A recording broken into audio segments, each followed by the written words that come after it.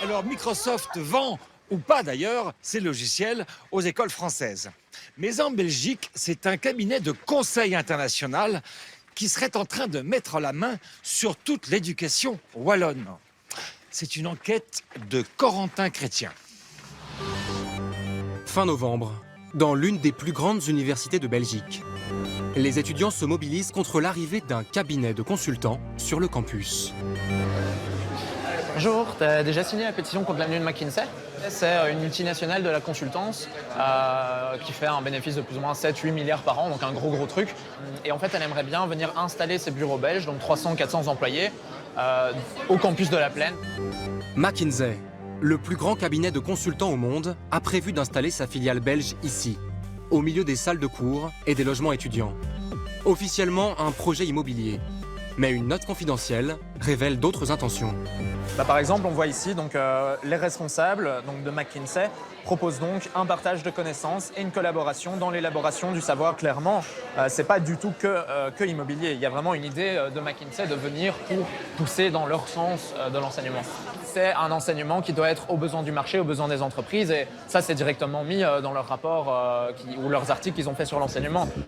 Depuis 2007, McKinsey, spécialiste en stratégie des multinationales, s'attaque désormais à l'éducation. Analyse des performances, conseil, financement des universités. Et la Wallonie serait devenue en quelques années son laboratoire. Comment McKinsey s'est-il imposé? Que veut-il faire de l'éducation? Tout commence le 31 juillet 2014.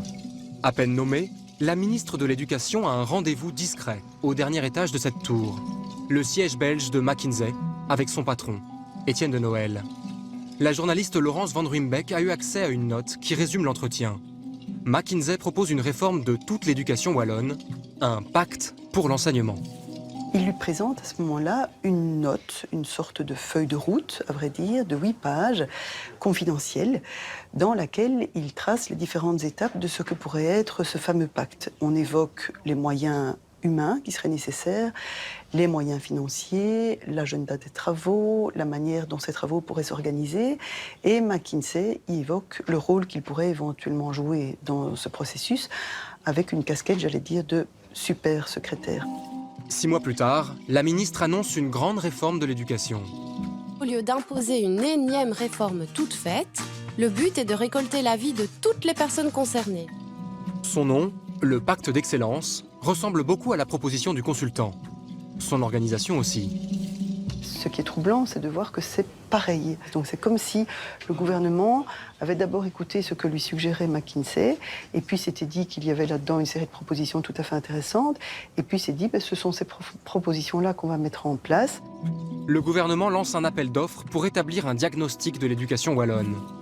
Il est remporté par McKinsey. Un an plus tard, en mars 2016 à Spa, dans l'est du pays, le pacte d'excellence entre dans sa deuxième phase, celle des propositions. Une réunion a lieu à huis clos dans le luxueux hôtel Radisson.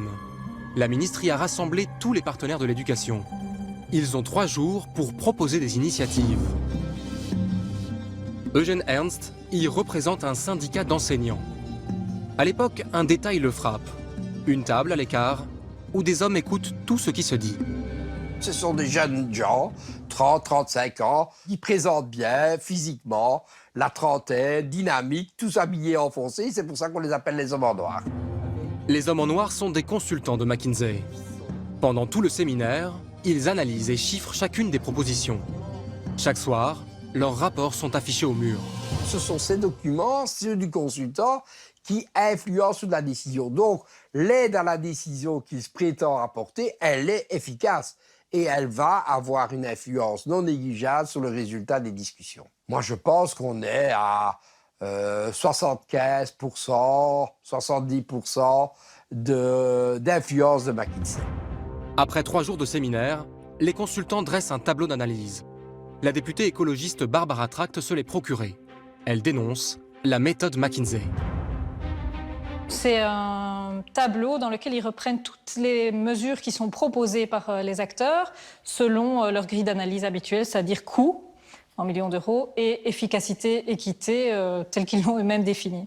Or, en matière d'enseignement, on sait bien qu'on n'est pas dans une étude de rentabilité, donc dans une étude de rentabilité d'une chaîne de production, comme ils ont peut-être l'habitude de le faire. Donc je pense vraiment que l'idéologie de McKinsey ou la manière qu'ils ont d'aborder leur sujet ne convient pas à l'enseignement. Il y a par exemple la fin du redoublement.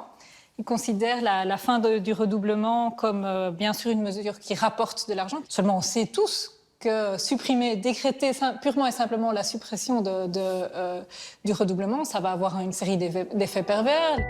La ministre de l'Éducation ne défendra pas sa réforme devant le Parlement cet hiver. Elle a dû démissionner, inculpée dans une affaire d'emploi fictif. Sa remplaçante s'en chargera. Elle assume le recours au cabinet McKinsey. Qu'on puisse bénéficier du soutien en termes d'aide à la décision de la part d'un consultant qui, en plus, a une expertise dans d'autres pays sur le monde de l'éducation, moi, ça me paraît important. Alors, je pense qu'il ne faut pas non plus voir le mal partout où il est. Je veux croire que, clairement, il n'y a pas non plus que toujours des arrière-pensées dans ce genre de soutien, mais qu'il y a une réelle plus-value et une volonté pour que nos élèves en soient les premiers bénéficiaires. Et pour McKinsey, quel bénéfice ? La Wallonie n'a payé que 38 000 € aux consultants pour des services dont le coût est estimé entre 6 et 8 millions d'euros. Le reste est financé par des fondations d'entreprises, dont McKinsey lui-même. Le consultant spécialiste de la stratégie serait-il devenu philanthrope ? McKinsey se rend indispensable. Et un pays qui serait en réflexion sur la manière dont son système scolaire s'organise pourrait difficilement faire l'économie au moins d'un premier contact avec McKinsey, qui décidément détient un ensemble de données extrêmement précieuses que personne d'autre ne détient. Quel est le but de McKinsey ? Vendre l'expérience wallonne aux pays qui veulent réformer leur éducation ? Renforcer la proximité de l'enseignement avec le monde de l'entreprise ? Étienne de Noël, son patron, n'a pas souhaité nous répondre. Pourtant, l'homme semble avoir une vision de l'école. Il préside le conseil d'administration de Teach for Belgium, une association qui recrute et forme de jeunes professeurs pour les envoyer dans des écoles en difficulté. 1 centimètre carré, ça représente quoi? Oui, Amjad, je fais un carré d'1 centimètre. La formation de ces enseignants est entièrement financée par des entreprises. Une privatisation en douceur ? La directrice de l'association s'en défend.